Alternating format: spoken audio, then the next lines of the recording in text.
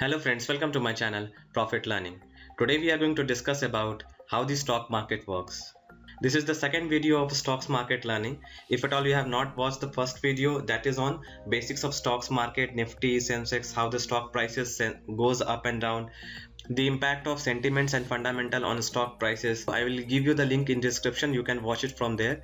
So in this video we will discuss about what is the share of a company, why the company issues shares, and how a company benefit from the stocks market.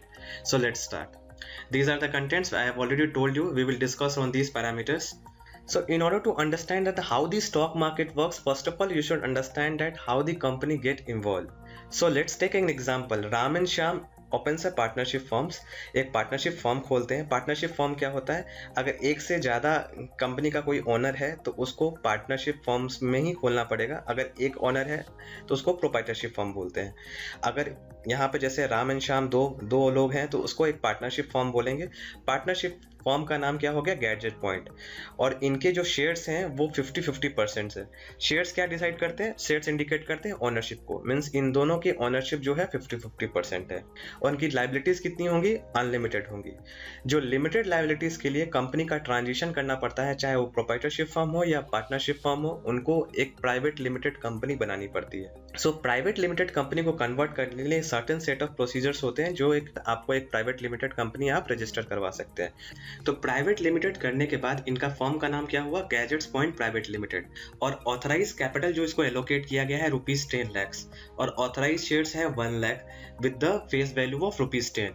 Face value क्या होता है? एक तरह से nominal value होता है जो certificates पे प्रिंटेड होते हैं. जैसे आपके पास अगर 10,000 का ऑथराइज कैपिटल आपको दिया गया है और आपने फेस वैल्यू रख दिया 2,000, तो आपको 5 शेयर्स मिलेंगे.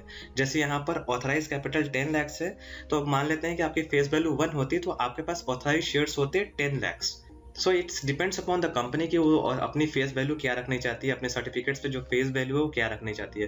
फेस वैल्यू का बस यही इंडिकेशन होता है और एज सच बहुत ज़्यादा इंपॉर्टेंस वहाँ पर नहीं होता है. जब भी कंपनी स्प्लिट करती है then in that case face value का रोल आता है. जब as such face value fixed रहता है इन नॉर्मल के सिनेरियो. यहाँ पे देखिए जैसे राम एंड श्याम का जैसे मैंने बोला था कि 50-50% का ओनरशिप है. और सो नंबर ऑफ शेयर्स उन्होंने रखा है दैट इज 30,000 और श्याम का रखा है 30,000.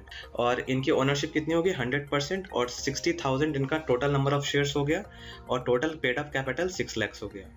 सो यहाँ क्वेश्चन ये आता है कि इन्होंने सिर्फ 60,000 से ही अपने शेयर्स अपने पास रखे हैं और रेस्ट जो 40,000 उन्होंने बचा के रखा है. 40,000 बचा के क्यों रखा है वो हम लोग आगे देखेंगे, क्योंकि 40,000 इसलिए बचा के रखा है ताकि वो कैपिटल रेज कर सके. देखिए कैपिटल रेज दो ही तरीकों से हो सकता है. आइदर कंपनी को लोन ले, बोरोइंग्स ले, या कंपनी एक तरह से ओनरशिप प्रोवाइड करे जिसपे कोई भी आपको इंटरेस्ट नहीं देना पड़ रहा है, लेकिन आप उसको एक तरह से आप ओनरशिप दे रहे हैं, चाहे शेयर्स दे रहे हैं in the form of shares. Rest 40,000 जो शेयर्स आपको दिख रहा है यहाँ पर वो इक्विटी बेस्ड कैपिटल रेजिंग के लिए रखा गया है, वो हम लोग आगे देखेंगे. So now Ram and Shyam की कंपनी बड़ी हो रही है और उनको नंबर ऑफ रिटेल आउटलेट्स और बढ़ाने हैं. सो उनके पास 2 रिटेल आउटलेट थे, 2 रिटेल आउटलेट से उन्होंने नंबर ऑफ रिटेल आउटलेट्स मान लेते हैं 10 रिटेल आउटलेट बढ़ाने हैं. तो वो क्या करेंगे? अपनी ओनरशिप थोड़ी डाइल्यूट करेंगे. ओनरशिप कैसे डाइल्यूट करेंगे? जैसे मैंने बताया था कि आपको 2 ही तरीकों से आप अपना पैसा रेज कर सकते हैं. That is first one is कि आप लोन ले लें, लोन पे आपको इंटरेस्ट देना पड़ेगा. आइदर आपके पास इक्विटी से अपने पैसे रेस करें. तो जैसे मैंने बताया था कि 40,000 शेयर्स इसके पास अभी भी बाकी है, क्योंकि पहले 30,000 इन्होंने यूटिलाइज कर लिया. टोटल नंबर ऑफ शेयर्स इनके पास 1 लाख थे, 40,000 शेयर्स इनके बाकी हैं. अब इक्विटी इन्वेस्टमेंट में आपके जो एंजल्स इन्वेस्टर्स होते हैं, वेंचर कैपिटलिस्ट होते हैं, वो सब भी इन्वेस्ट करने आ जाते हैं. जो लोग छोटी छोटी कंपनियों में इन्वेस्ट कर रहे हैं, ये कंपनी अभी तक पब्लिक नहीं हुई है, लेकिन कोई भी एंजल इन्वेस्टर्स इस कंपनी में पैसा डाल सकता है. सपोज यहाँ पर एंजल इन्वेस्टर ने 2 करोड़ रुपया लगाया है इस कंपनी के एक्सपेंशन के लिए. सो राम एंड श्याम के पास पहले शेयर्स था 30,000 ईच था. तो पहले कंपनी का एक ही शॉप था, अब उन्होंने एक शॉप एक्सपेंड करके 3 कर लिया. तो एज ऑफ नाउ मार्केट की जो वैल्यूएशन के अनुसार उनका जो शेयर का प्राइस डिसाइड किया उन्होंने, वो किया है 2,000 जो मार्केट वैल्यूएशन के हिसाब से आ रही है. तो 2,000 रुपया के हिसाब से उनकी मार्केट वैल्यू है. उन्होंने एंजल इन्वेस्टर्स ने उनको कितना रुपीस दिया है? 2 करोड़ रुपीस. तो उसके हिसाब से नंबर ऑफ शेयर्स कितने एलोकेट होंगे उसको? 2 crore divide by 2000 rupees, that is 10,000 shares इसको एलोकेट हो जाएंगे। तो एंजल इन्वेस्टर्स का 10,000 रुपीज अगर एलोकेट होता है तो टोटल नंबर ऑफ शेयर्स कितना होगा, 70,000। उसके हिसाब से ऑनरशिप पहले राम एंड श्याम की 50,000 थी, लेकिन ऑनरशिप मैंने क्या बोला, लिक्विडेट हो गई, ऑनरशिप कम हो गया। सो यहाँ पर जो ऑनरशिप आपको दिख रहा है एंजल इन्वेस्टर की, that is 14% and Ram and Shyam की 50% से रिड्यूस होकर 42.85% हो गई। सो राम एंड श्याम का जो मार्केट वैल्यू हुआ वो देखिए यहाँ पर ₹6 करोड़ हुआ, और एंजल इन्वेस्टर ने अभी अभी 2 करोड़ रुपया लगाया है, पर राम एंड श्याम का जो वैल्यू इंक्रीज हो गया दैट इज 6 करोड़। इनका पेडअप कैपिटल 3 लाख था और 3 लाख था, और एंजल इन्वेस्टर ने एडिशनल 1 लाख पेडअप कैपिटल के लिए लगाया है। सो टोटल ओनरशिप आप देख पा रहे हैं 100% हो गया, नंबर ऑफ शेयर 70% हो गया, मार्केट वैल्यू 2000 है, जो टोटल कंपनी की जो वैल्यू हो गई वो 14 करोड़ हो गई, और फेस वैल्यू 10 रुपीज ही चल रहा था, और पेडअप कैपिटल टोटल हो गया 7 lakh rupees. So Ram and Shyam ने सोचा कि मेरे को इस स्टेट में 10 शॉप्स तो हो गए हैं, I want to expand in all of the states. So उन्होंने वेंचर कैपिटलिस्ट को अप्रोच किया, जिससे उन्होंने सीख किया है 5 करोड़ रुपीज, ताकि वो और जगहों पे और स्टेट्स में अपने शॉप्स खोल पाए और अपना कंपनी एक्सपैंड कर पाए। सो 5 करोड़ रुपीज अगर ये कंपनी लगाया है, जिस टाइम ये 5 करोड़ रुपीज सीख किया गया था उस टाइम जो मार्केट वैल्यू जो आ रही है दैट इज 5,000 रुपीज। पहले इनके पास सिर्फ 3 शॉप था, 3 शॉप से 10 शॉप हुआ, 10 शॉप से 50 शॉप हो गया। उसके बाद जब मार्केट वैल्यू और एक्सपेंड कर रहा है तो मार्केट वैल्यू और इंक्रीज हो गई। तो 5 करोड़ रुपीज अगर इन्वेस्ट करेंगे तो मार्केट वैल्यू के अनुसार इनको जो नंबर ऑफ शेयर्स एलोकेट हुए दैट इज 10,000।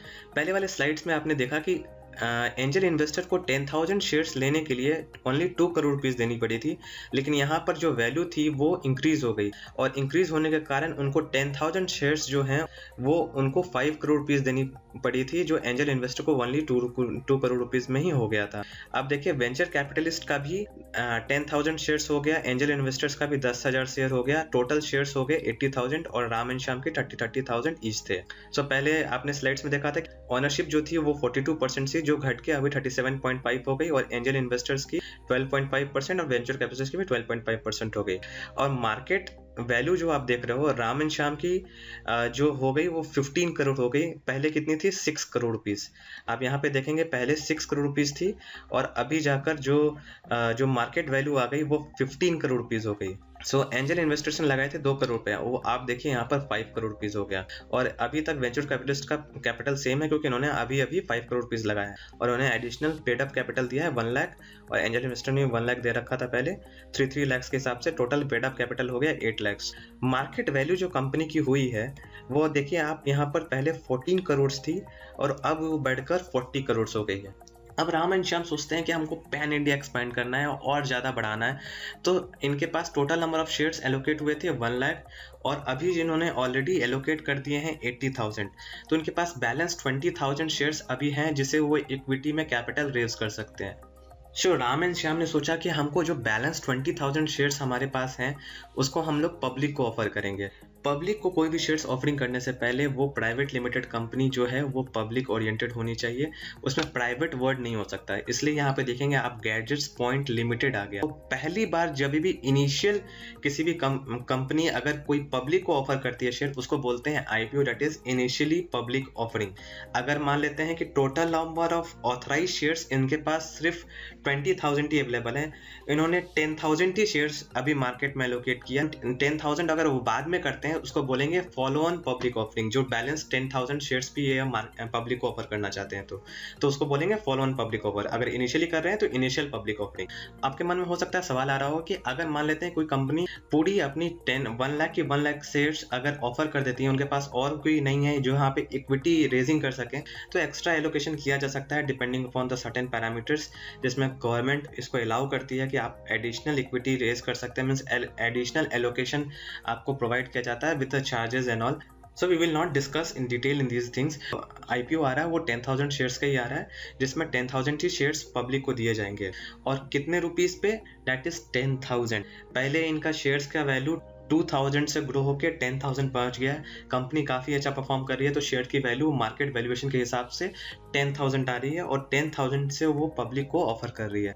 जो नंबर ऑफ शेयर्स एलोकेट होंगे 10 crore divide by 10,000, that is 10,000 shares, और 10,000 शेयर्स आपको एलोकेट हुए हैं, डेट इज आईपीओ को एलोकेट हुए हैं, पब्लिक ऑफरिंग हुई है जिसमें बहुत सारे छोटे छोटे रिटेल इन्वेस्टर्स हैं। अब देखिए ऑनरशिप पहले जो थी 42.85 से घटकर 37.5 हुई राम एंड श्याम की। उसके बाद इन्होंने ऑनरशिप और घटाया, that is 33.33। 33 point angel investors की 11.11% हो गई, क्योंकि पहले एंजल इन्वेस्टर्स की 12.5 थी, अभी 11.11 हो गई। आईपीओ में टोटल जो स्टेक हो रहा है, जो पब्लिक को ऑफर किया जा रहा है, वो 11.11 हो गया। सो राम एंड श्याम का जो मार्केट वैल्यू हो गया वो 30 करोड़ हो गया, और एंजल इन्वेस्टर्स का 10 करोड़ हो गया। एंजल इन्वेस्टर्स ने लगाए कितने थे? 2 करोड़ रुपया, हो कितना गया? 10 करोड़ रुपीज। वेंचर कैपिटलिस्ट ने लगाए कितने थे? 5 करोड़ रुपीज, हो कितना गया? 10 करोड़ रुपीज। तो टोटल मार्केट वैल्यू जो आप देख रहे हो, जो आईपीओ में भी 10 करोड़ रुपीज ही जस्ट लगा है, तो टोटल आपकी कंपनी की जो वैल्यू आ रही है वो 90 करोड़ रुपीज आ रही है, जो यहाँ पर आपको दिख रहा है। और टोटल पेड अप कैपिटल कितना हो गया? 8 लाख रुपीज।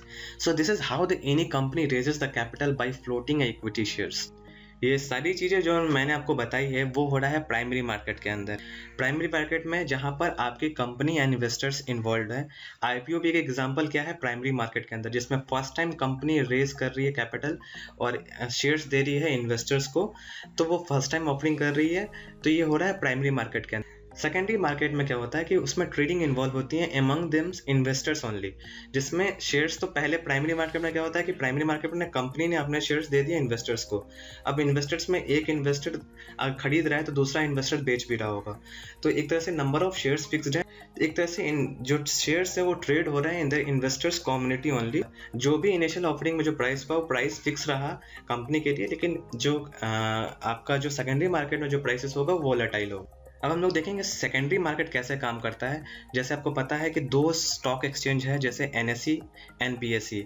अब इसमें मैंने बोला सेकेंडरी मार्केट में इन्वेस्टर्स के बीच में ही डील होता है, मींस एक जो स्टॉक, अगर कोई स्टॉक बाय कर रहा है तो एक दूसरा इन्वेस्टर होगा वो स्टॉक सेल कर रहा होगा। तो ये एक तरह से एक इन्वेस्टर्स का जो स्टॉक के पास था वो दूसरे इन्वेस्टर्स के पास गया, तो इन्वेस्टर्स के बीच में ही डील होता है। जैसे प्राइमरी मार्केट में क्या होता था कि कंपनी आपको इन्वेस्टर्स को देती थी, दैट इज वन टाइम, और यहाँ पर जो स्टॉक्स का प्राइस होगा वो अप एंड डाउन होगा according to the demand and supply.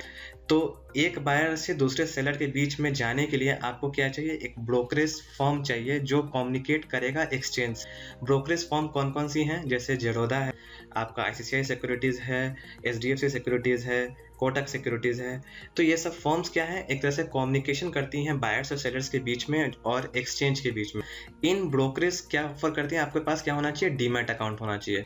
Demat account आप जेरोदा से खुलवा सकते हैं, जिसका सब्सक्राइबर बेस सबसे ज़्यादा है, और इसको डिस्काउंट ब्रोकरेज फर्म भी बोला जाता है क्योंकि इसके चार्जेस काफ़ी कम होते हैं।